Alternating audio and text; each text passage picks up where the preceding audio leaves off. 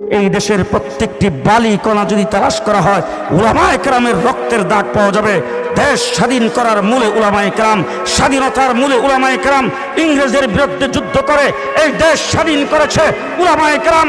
মাহমুদুল হাসান দেওবন্দি রহমতুল্লাহ আলাইহি রেশমি রুমাল আন্দোলন না হলে দেশ স্বাধীন হতো না। হুসাইন আহমদ মাদানী 144 ধারা ভঙ্গ করে ইংরেজের বিরুদ্ধে বক্তব্য না দিয়ে দেশ স্বাধীন হতো না।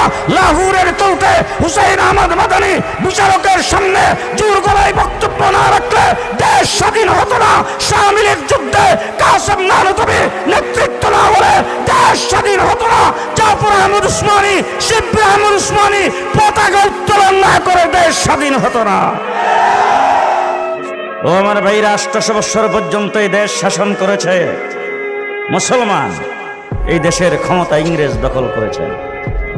পৃথিবীর আরেকটা দেশ, যেই দেশটার নাম আন্দালুস, বর্তমান পৃথিবীর মানচিত্রে সেটার নাম স্পেন। স্পেনও 800 বছর পর্যন্ত মুসলমান শাসন করেছে।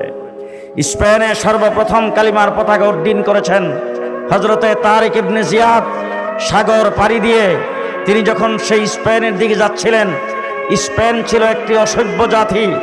স্পেনের মানুষ কাপড় পরা জানত না, ইউরোপের লোকজন মাছ ধরা জানত না, ইউরোপের লোকজন পাক করা জানত না, ইউরোপের লোকজন পোকামাকড় খাইতো, ইউরোপের লোকজন উলঙ্গ ছিল, তাদের জন্য কোনো রাস্তাঘাট ছিল না, তাদের জন্য কোনো সভ্যতার সংস্কৃতি ছিল না।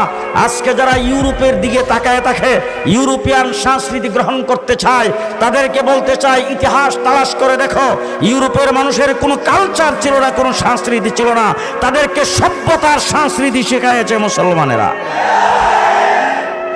হযরতে তারিক ইবনে